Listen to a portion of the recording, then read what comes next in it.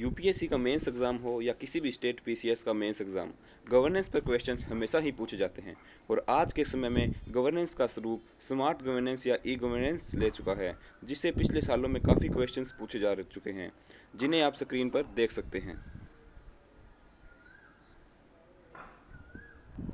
Hello friends, आप सब देखना शुरू कर चुके हैं हमारा YouTube channel simplify answer writing की यूपीएससी मेंस पर एक शानदार सीरीज़, जिसमें आज हम यूपीएससी मेंस के पेपर 2 का बड़ा इंपॉर्टेंट टॉपिक गवर्नेंस का फुल्ली एनालिसिस करेंगे। और आज का हमारा टॉपिक है ई गवर्नेंस। ई गवर्नेंस में सबसे पहले हम इसका इंट्रोडक्शन देखेंगे, साथ ही इसकी डेफिनेशन देखेंगे। फिर देखेंगे कि इसकी आवश्यकता क्यों है और भारत में वे कौन से इनिशियल स्टेप्स थे जिससे इसकी शुरुआत हुई। फिर इसके प्रकार कौन कौन से हैं और उनमें क्या क्या इनिशिएटिव लिए गए, जैसे डिजिटल इंडिया इनिशिएटिव, ई क्रांति। फिर देखेंगे कि ई गवर्नेंस के सामने चैलेंजेस कौन कौन से हैं और कुछ सजेशंस। लास्ट में आपको एक प्रैक्टिस क्वेश्चन दिया गया है, जिसे आप हमारे वीडियो के डिस्क्रिप्शन में दिए ईमेल एड्रेस पर सेंड कर सकते हैं, जिसको 3 से 4 दिन में इवैल्यूएट करके हम आपको वापस सेंड कर देंगे। इंट्रोडक्शन। किसी भी देश की गुड गवर्नेंस के मेनली 5 फैक्टर होते हैं, जिसे हम स्मार्ट गवर्नेंस भी कहते हैं। स्मार्ट यानी एस से सिंपल, एम से मोरल, ए से accountable, R responsive, T transparent. इसी को ध्यान में रखते हुए ई गवर्नेंस की हम डेफिनेशन देखते हैं। ई गवर्नमेंट को या ई गवर्नेंस को government services, exchanges of informations, transactions या पहले से मौजूदा सेवाओं और इंफॉर्मेशन पोर्टल्स का कम्युनिकेशन या आईटी द्वारा जो इंटीग्रेशन किया जाता है, उनके प्रयोग के रूप में परिभाषित किया जा सकता है। अब यूनेस्को की डेफिनेशन देखते हैं। ई गवर्नेंस को इलेक्ट्रॉनिक मीडियम के थ्रू गवर्नमेंट के परफॉर्मेंस के रूप में समझा जाता है। अब देखते हैं ई गवर्नेंस की आवश्यकता या पोटेंशियल। पहला है ई गवर्नेंस गवर्नमेंट पॉलिसीज में या लॉ मेकिंग में सिटीजन्स के पार्टिसिपेशन को बढ़ावा देता है, जिससे इंक्लूसिव ग्रोथ होती है और हमारी डेमोक्रेसी भी स्ट्रॉन्ग होती है। दूसरा है ई गवर्नेंस की सर्विसेज डिलीवरी फास्ट, कंफर्टेबल या कॉस्ट इफेक्टिव होती है। फिर है ई गवर्नेंस सिटीजन्स को उनके राइट्स के प्रति एम्पावर और अवेयर बनाता है। फिर है ई गवर्नेंस ट्रांसपेरेंसी, अकाउंटेबिलिटी के साथ ही करप्शन को भी कम करता है। ईज ऑफ डूइंग बिजनेस में भी ई गवर्नेंस अपनी एक अहम भूमिका निभाता है, जिससे इंडस्ट्रियल ग्रोथ होती है। अब हम देखते हैं भारत सरकार द्वारा ई गवर्नेंस को लेकर कौन कौन से शुरुआती कदम उठाए गए। पहला है डिपार्टमेंट ऑफ इलेक्ट्रॉनिक्स, जिसकी स्थापना 1970 में की गई। यह हमारे सामने इंफॉर्मेशन और कम्युनिकेशन पर फोकस करता है। दूसरा है नेशनल इंफॉर्मेशन सेंटर, जिसकी स्थापना 1977 में की गई।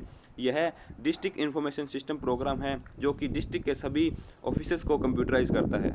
तीसरा है NICNET, national information centre net. In 1987 में इसकी स्थापना हुई। यह satellite based national computer network है। फिर है ministry of electronics and information technology, जिसकी स्थापना 1999 में की गई। अब देखते हैं ई गवर्नेंस के मॉडल या टाइप्स। मेनली इसके 4 मॉडल है। पहला है गवर्नमेंट टू सिटीजन या G2C।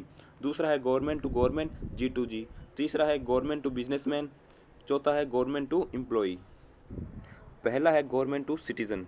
यह ई गवर्नेंस के थ्रू जो गवर्नमेंट और सिटीजन्स के बीच में जो कनेक्शन बना है, उसे शो करता है। जैसे कौन कौन सी सर्विसेज जो सिटीजन उपयोग में लाते हैं ई गवर्नेंस के थ्रू, जिसके एग्जांपल है online payment of online bills such as electricity, water, telephone etc। Online complaints करना, ऑनलाइन इन्फॉर्मेशन प्राप्त करना या online filings of applications. Government to citizens के कुछ एग्जाम्पल या इनिशिएटिव देखते हैं। पहला है कर्नाटक गवर्नमेंट द्वारा लैंड रिकॉर्ड्स की जो ऑनलाइन डिलीवरी की गई, जिसे भूमि प्रोजेक्ट कहा गया। दूसरा है 1994-95 में डिपार्टमेंट ऑफ लैंड रिसोर्सेज द्वारा लैंड रिकॉर्ड्स को कंप्यूटराइज करना शुरू किया गया। फिर है मध्य प्रदेश गवर्नमेंट द्वारा रूरल पॉपुलेशन में डेली एग्रीकल्चर कमोडिटीज़ या मंडी भाव हो गए, इनकम सर्टिफिकेट हो गया या फिर BPL फैमिली लिस्ट हो गया, जैसी इन्फॉर्मेशंस को डिस्ट्रीब्यूट करने के लिए एक ज्ञानदूत प्रोजेक्ट लाया गया। फिर है प्रोजेक्ट फ्रेंड्स इन केरला। यह सिटीजन्स को टैक्स पे करने और अदर फाइनेंशियल ड्यूज के लिए एक single window facilities setup provide करता है। फ्रेंड्स की एक शायद फुल फॉर्म है, जिसे आप प्लीज़ कमेंट में बताइएगा क्या इसकी फुल फॉर्म क्या है। फिर है इंडियन गवर्नमेंट का एक पोर्टल है, जो कि माई गवर्नमेंट के नाम से जाना जाता है, जो कि लोगों को पार्टिसिपेट या फिर स्ट्रॉन्ग डेमोक्रेसी में सहायक है। ई गवर्नेंस का दूसरा मॉडल है गवर्नमेंट टू गवर्नमेंट। इनमें इंफॉर्मेशन और सर्विसेज को आईटी के through government to government share किया जाता है। गवर्नमेंट टू गवर्नमेंट जैसे एक एजेंसी से दूसरी एजेंसी, एक डिपार्टमेंट से दूसरा डिपार्टमेंट, इनके बीच शेयर किया जाता है। इसके एग्जांपल है जैसे किसी एक कोई डॉक्यूमेंट है जिसे एक एजेंसी से दूसरी एजेंसी में शेयर करना है या एक्सचेंज करना है, जिसमें शामिल होते हैं प्रिपरेशन, कोई उस डॉक्यूमेंट्स की अप्रूवल कराना हो, उस डॉक्यूमेंट्स को डिस्ट्रीब्यूट करना हो, या फिर गवर्नमेंट डॉक्यूमेंट का स्टोरेज करना हो। अधिकतर फाइनेंशियल और बजट वर्क भी ई गवर्नेंस के थ्रू या आईटी के थ्रू किए जाते हैं। अब देखते हैं गवर्नमेंट टू गवर्नमेंट के कुछ इनिशिएटिव्स। पहला है खजाना प्रोजेक्ट इन कर्नाटका, जिसमें जितनी भी ट्रेजरी है उनको ऑनलाइन एंड कंप्यूटराइज करना उद्देश्य है। दूसरा है smart government in Andhra Pradesh. इसका टारगेट आंध्र प्रदेश के सचिवालय में ऑटोमेशन और नॉलेज मैनेजमेंट के थ्रू कार्य में एफिशिएंसी लाना है। ऑटोमेशन हो गया, रोबोटिक्स हो गया, या फिर इंफॉर्मेशन टेक्नोलॉजी के ये फिर पार्ट हैं। ई गवर्नेंस का तीसरा मॉडल है गवर्नमेंट टू बिजनेसमैन। इसमें आईटी के थ्रू जो गवर्नमेंट और प्राइवेट सेक्टर के बीच में रिलेशंस बनता है उसको शो किया जाता है। इसके एग्जांपल है जैसे कि ऑनलाइन टैक्सेस का कलेक्शंस करना, ऑनलाइन पेटेंट के लिए रिजेक्शन करना या फिर अप्रूवल करना, या फिर किसी भी पेनल्टी या बिल को ऑनलाइन माध्यम से पेमेंट करना। अब इसके इनिशिएटिव्स देखते हैं। पहला है आंध्र प्रदेश गुजरात में ई प्रोक्योरमेंट प्रोजेक्ट को बिजनेस में वेंडर को और गवर्नमेंट को दोनों को लगने वाली जो कॉस्ट है और टाइम है उसमें कमी करने के लिए उद्देश्य से इसको लाया गया था। दूसरा है मिनिस्ट्री ऑफ कॉरपोरेट अफेयर्स का 21, जिसमें मिनिस्ट्री द्वारा सभी रजिस्ट्री से रिलेटेड सर्विसेज को ऑनलाइन किया गया, जिसे कॉरपोरेट्स या अदर स्टेक होल्डर्स कभी भी किसी भी समय प्राप्त कर सकते हैं ऑनलाइन माध्यम के द्वारा। तीसरा है स्विफ्ट इनिशिएटिव। यह बॉर्डर के आर पार ट्रेड को आसान बनाने के लिए एक सिंगल विंडो सिस्टम प्रोवाइड करता है। ई गवर्नेंस का चौथा मॉडल है गवर्नमेंट टू एम्प्लॉयज़। इनमें देखते हैं कि कौन कौन सी इन्फॉर्मेशन है जो कि इस मॉडल के द्वारा हम शेयर कर सकते हैं। पहली है विभिन्न गवर्नमेंट ऑफिसेज से हम एम्प्लॉयज़ का अटेंडेंस रिकॉर्ड या फिर अदर रिकॉर्ड्स को प्राप्त कर सकते हैं। दूसरा है एम्प्लॉय ऑनलाइन मीडियम से किसी भी तरह की कंप्लेंट्स कर सकता है।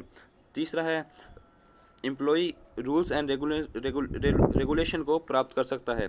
चौथा है एम्प्लॉय अपनी किसी भी तरह की पेमेंट या वर्किंग रिकॉर्ड को चेक कर सकता है।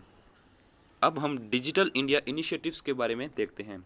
यह ministry of electronics and information technology द्वारा लॉन्च किया गया। इसके मेनली 3 विज़न हैं। प्रत्येक सिटीजन को समान रूप से डिजिटल इंफ्रास्ट्रक्चर प्रोवाइड किया जाए। दूसरा है डिमांड बेस पर गवर्नेंस एंड सर्विसेज प्रोवाइड की जाए। और तीसरा है सिटीजन को डिजिटल एम्पावर करना। इसके कुछ इनिशिएटिव हैं। पहला है माई गवर्नमेंट, दूसरा है माई गवर्नमेंट पोर्टल है ये, दूसरा है डिजी लॉकर, यह भी एक पोर्टल है। फिर है नेशनल स्कॉलरशिप पोर्टल्स। फिर है दर्पण, यह वेरी इंपॉर्टेंट है। यह क्या है कि इसमें क्या है कि यह स्टेट गवर्नमेंट के वरिष्ठ अधिकारियों के साथ डिस्ट्रिक्ट एडमिनिस्ट्रेशंस को सिलेक्टेड स्कीम्स या प्रोजेक्ट के जो की परफॉर्मेंस इंडिकेटर्स हैं उन पर रियल टाइम डाटा प्रोवाइड करता है। फिर है कॉमन सर्विसेज सेंटर 2.0, जो कि रूरल एरिया में आईटी या इंफॉर्मेशन टेक्नोलॉजी प्रोवाइड करते हैं। यह सिटीजन्स को government, private and social services तीनों प्रकार की सर्विसेज को ब्रॉडबैंड कनेक्टिविटी के थ्रू प्रोवाइड करते हैं। फिर है national centre of Jio informations. इसके तहत डिपार्टमेंट्स के लिए sharing, collaboration, location based analytics और डिसीजन सपोर्ट सिस्टम के लिए एक जियोग्राफिक इंफॉर्मेशन सिस्टम प्लेटफॉर्म बनाया गया है, जिससे डिपार्टमेंट्स इजी वे में इंफॉर्मेशन की गैदरिंग कर सकता है या फिर वर्क कर सकता है, वो भी लोकेशंस बेस्ड वर्क। फिर है नेशनल ई गवर्नेंस प्लान, जिसमें कुछ इंफ्रास्ट्रक्चर कंपोनेंट्स बनाए गए हैं, जैसे state data centre, state wide area network या कॉमन सर्विसेज सेंटर्स को इस्टेब्लिश करना, state e governance service delivery gateway banana, E district and capacity building करना। फिर हम ई क्रांति के बारे में देखते हैं। It was approved in 2015 with the vision of transforming e governance for transforming governance. इसके कुछ मिशन मोड प्रोजेक्ट हैं, जैसे कि पहला है ई एजुकेशन। यह स्कूल्स को ब्रॉडबैंड के थ्रू कनेक्ट करता है। इसमें कुछ एग्जांपल है, जैसे PM दिशा। इसका उद्देश्य रूरल इंडिया में 6 करोड़ लोगों को डिजिटल लिटरेट करना है। दूसरा है स्वयं, यह ऑनलाइन ओपन कोर्सेज प्रोवाइड करता है। फिर है ई हेल्थ केयर, इसके तहत जैसे ऑनलाइन मेडिकल कंसल्ट करना, ऑनलाइन मेडिकल रिकॉर्ड्स प्राप्त करना या फिर ऑनलाइन मेडिसिन की सप्लाई करना। फिर है फार्मर्स को इससे क्या लाभ है, फार्मर्स इसके द्वारा किसी भी कमोडिटी का रियल टाइम प्राइस इंफॉर्मेशन प्राप्त कर सकता है या फिर उसको मोबाइल बैंकिंग के थ्रू ऑनलाइन कैश, लोन और रिलीफ पेमेंट जैसी सर्विसेज प्रोवाइड करना है। फिर है फाइनेंशियल इंक्लूजन या फिर वित्तीय समावेशन, इसके तहत मोबाइल बैंकिंग या फिर माइक्रो एटीएम प्रोग्राम या कॉमन सर्विसेज सेंटर या पोस्ट ऑफिसेस द्वारा फाइनेंशियल इंक्लूजन करना। फिर है जस्टिस, इसके तहत ई कोर्ट्स बनाए जाएंगे, ई पुलिस की स्थापना की जाना, ई जेल्स या ई प्रोसिक्यूशंस। अब हम ई गवर्नेंस के कुछ चैलेंजेस देखते हैं। पहला है स्ट्रक्चरल या सोशल चैलेंजेस, जिसमें पहला है कि लैक ऑफ डिजिटल लिटरेसी। इसके लिए अभी हमने एक पोर्टल या फिर एक इनिशिएटिव पढ़ा था, पीएम दिशा। दूसरा है नॉन लोकल लैंग्वेज, अभी भी बहुत से गवर्नमेंट पोर्टल्स हैं जो कि लोकल लैंग्वेज नहीं है, मेनली 2 ही लैंग्वेज में है, जैसे हिंदी और इंग्लिश। तीसरा है डिजिटल डिवाइड, यह उन लोगों में जो कंप्यूटर या फिर मोबाइल या फिर इंटरनेट को अफोर्ड कर सकते हैं और उन लोगों में जो इंटरनेट, मोबाइल या कंप्यूटर को अफोर्ड नहीं कर सकते, उनमें एक डिजिटल डिवाइड या फिर उनमें भेदभाव उत्पन्न करता है। और जो फिर है दूसरा है कॉस्ट, ई गवर्नेंस के implementation, operational and evolutionary maintenance में बहुत खर्चा होता है, जो कि हमारे सामने एक बहुत बड़ा चैलेंज है। फिर तीसरा है प्राइवेसी एंड सिक्योरिटी, लोगों को अभी भी डर है कि क्या उनका जो ऑनलाइन डाटा फिल कर रहे हैं क्या वो सेफ़ है या फिर अनसेफ। फिर चौथा है बैकवर्ड क्लासेस तक, बैकवर्ड एरिया तक कैसे कनेक्टिविटी को स्थापित किया जा सकता है, यह एक बहुत बड़ा चैलेंज है।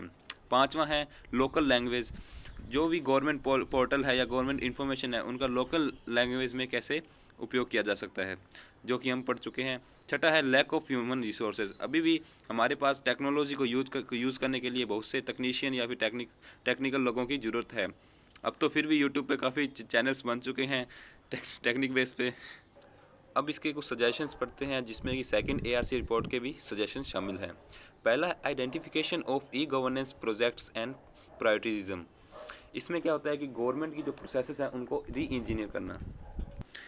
इसमें क्या होता है कि कनेक्टिविटी, ट्रांसमिशन और लोगों का जो डाटा है उसको एनालिसिस करके उनके अनुकूल डिसीजन मेकिंग करना शामिल है।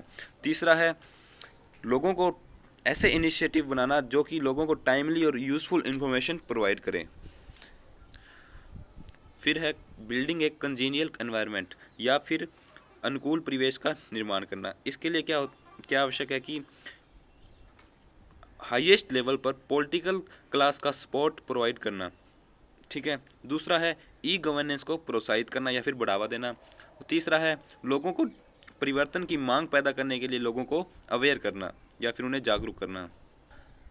तीसरा है डेवलपिंग टेक्नोलॉजिकल सॉल्यूशंस, बहुत से देशों में एंटरप्राइज आर्किटेक्चर फ्रेमवर्क्स का निर्माण किया गया है ई गवर्नेंस के लिए। फिर है मॉनिटरिंग एंड इवैल्यूएशन, जो ऑर्गेनाइजेशन या जो इंस्टीट्यूशन ई गवर्नेंस को प्रोवाइड कर रही है या जो भी ई गवर्नेंस प्रोजेक्ट बना रही है या उनको प्रोवाइड कर रही है, उसी ऑर्गेनाइजेशन या इंस्टीट्यूशन द्वारा उसकी मॉनिटरिंग और इवैल्यूएशन भी करनी चाहिए।